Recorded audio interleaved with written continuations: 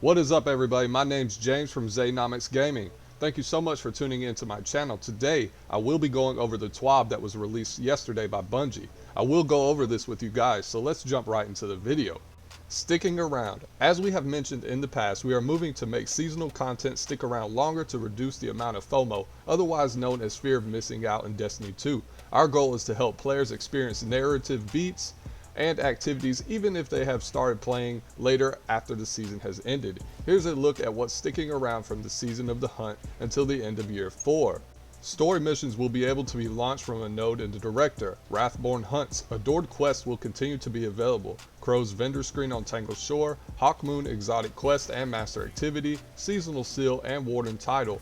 The seasonal seal must still be earned by the deadline on the Bungie Rewards page. Due to an issue blocking the Triumph, we will be adjusting this deadline. Here are a few things that will no longer be available at the end of the season.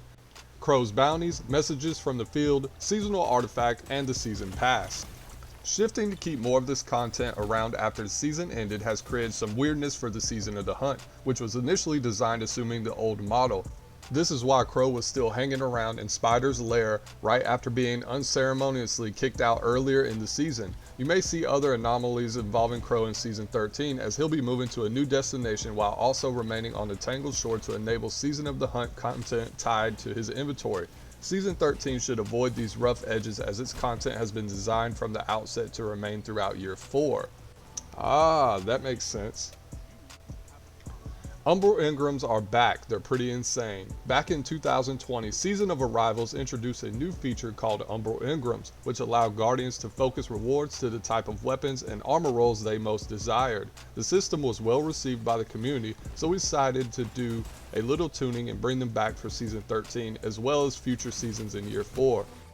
While the new seasonal activity will always provide the fastest path to earning new rewards, we want to ensure that regardless of how you spend your time in Destiny, Umbral Engrams allow you to chase new rewards. Similar to Season of Arrivals, Umbral Engrams will drop from completing a variety of content.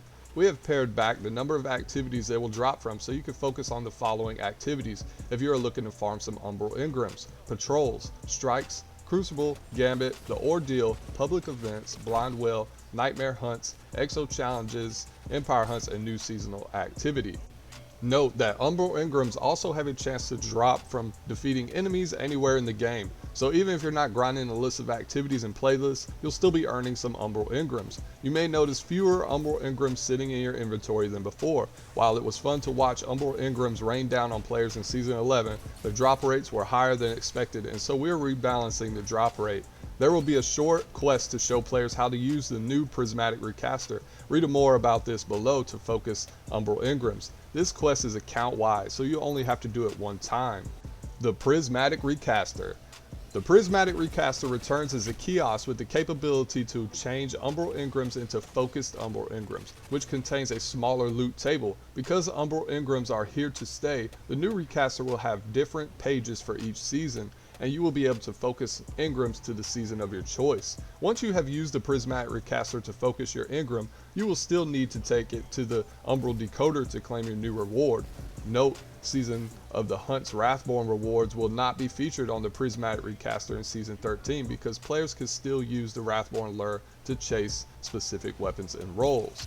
Please let me know how you guys feel about this in the comments down below. Honestly, based off my personal opinion, I don't care for the Prismatic Recaster. I currently have everything I want, and other roles have been sunset. This is why sunsetting does not work. I do not want to grind for a reissue of a reissued weapon. There better be some new weapons added to the loot pool. Now, if you think about this, Rathborn hunts will still be in the game, which means the charge lured will target that specific loot, as well as the new seasonal activity will most likely have its own specified loot. So if I'm understanding this correctly, the Prismatic Recaster will only reward old and dated loot that has already been previously sunset. Now this is great for casual players. I guess we will see what happens in the weeks to come. Now let's continue with the rest of the news.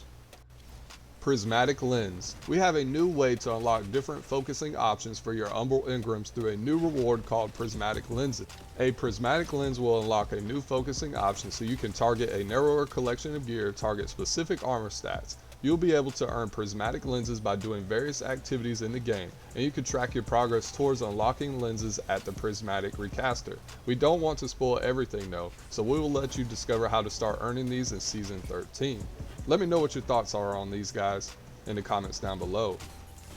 Titles, A Gilded Age. One of the most satisfying feelings in Destiny is watching your list of completed triumphs fill up to unlock new seals and titles. We have some plans to further improve this feature and give you yet another way to flex on the Guardians in the tower. Okay, Bungie! Here is the Triumph's design team with the details. Triumph's design team. Hey everyone, welcome to a new year. We wanted to share a change coming to seals and titles in Season 13. As I'm sure you've noticed, we've been shipping a Flawless and Conqueror title each of the last 3 seasons. We like the idea of re-engaging with the title season over season, but we don't like the challenge and time commitment of doing the entire thing every season, so it's time to make a change. As always, we start with the goals. Allow players to show off their engagement with the core rituals season over season. Preserve the value of earning the base title. Decrease the amount of grind required season over season for players that want to earn them all.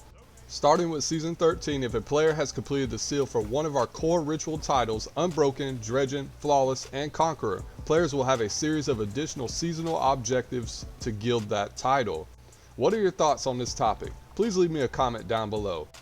What does gilded mean? A series of seasonal objectives to gild a core ritual title, a new border around the seal in the Triumph's UI, a pip tracking how many times in your career that you have gilded a given title, a new color and symbol for the title over your head so that you can show off, of course. How do you gild a title? Once you finish the base seal and claim your hard-earned title, a list of optional seasonal objectives will be revealed. And once you complete these objectives, you'll earn the guild for the season. Now in the next screenshot, you'll potentially see what this will look like. So basically, what happens when the season is over? Each season, the optional gilding objectives will reset and may even change to fit the unique experience of any given season. All of the base objectives of the title will be preserved and your title will revert to its typical purple coloring. Now once again, the affected titles will be Flawless, Conqueror, Unbroken, and Dredgen. So please be aware of that. What do you guys think about that? Are you interested in gilding your titles? Now let's move on to Guardian giveaways. This week the Bungie store is celebrating Guardians everywhere with the 3rd annual Guardian giveaways contest featuring curated collections of Destiny gear, including prizes like the sold out Beyond Light Collector's Edition signed by the Bungie team. For a limited time, a variety of discounted merchandise bundles and a free gift with a purchase are available on bungiestore.com and eu.bungiestore.com. Now, to enter the contest, you must follow @BungieStore on Twitter, retweet the current giveaway post, and add Guardian giveaways. The contest ends January 30th, 2021 at 8:59 a.m. Pacific Standard Time. Entries are from EU, UK, CN, and USA. You must be 18 or older to enter into the contest. Now moving on, knowing is half the battle. Now we throw it over to our esteemed player support team with updates on known issues and important topics. Leaving soon. We are currently investigating issues surrounding the completion of certain triumphs related to the Warden title, and we will adjust the code claim and seal pin purchase deadlines accordingly. Stay tuned for more info on that. Now they posted that twice, so I'm assuming that's a typo. Now moving on, Dust and Echoes. Almost 9 years ago, stats and files from our previous franchise, Halo, stopped getting updated on Bungie.net. Since then, all stats, files, and other data from Halo 2, 3, Halo 3 ODST, and Halo Reach have lived on in remembrance at halo.bungie.net. On February 9th, the halo.bungie.net website will be taken offline permanently. Everyone is welcome to save their stats and files, however they can. If they'd like to save anything, please keep in mind that our news articles, forums, and groups were imported into the current version of Bungie.net back in 2013. Additionally, personal custom Halo avatars that are currently used on Bungie.net will be removed on February 9th. We're exploring options to bring those back in some capacity, but we recommend saving them to your computer in the meantime. Known issues. Here's a list of the known issues from the help forum. We're investigating an issue with Sony where PlayStation users can't send invites through the companion app or Bungie.net. The Lightseeker Triumph isn't unlocking after claiming all 5 feathers from the Harbinger mission. The Birds of a Feather Triumph is not unlocking when players complete the Harbinger activity when all players have Hawkmoon equipped. VO lines are not playing during the Harbinger activity. The Black Blight orbs left behind by the High Celebrant won't open portals if shot by a sidearm, so please be aware of that. The High Celebrant will always show immune damage even when the Rathborn buff is active. The High Celebrant will still take proper damage if the buff is active. This will be resolved in a future update. The Augment Lockout Timer occasionally resets during the final encounter against Taniks. Sometimes the wrong tether box gets tethered during the final encounter of the Garden of Salvation raid. The plates in the puzzle room during the Shirochi encounter and the Last Wish raid sometimes won't work if a Titan Ward of Dawn or Warlock Well of Radiance touch them. For a full list of emergent issues in Destiny 2, please review our Known Issues article. Players who observe other issues should report them to the help forum. Now that is all of the current news revolving Destiny 2 this week. Don't forget to subscribe to my channel for more content. Thank you all for coming and watching, and I'll see you guys in the next video.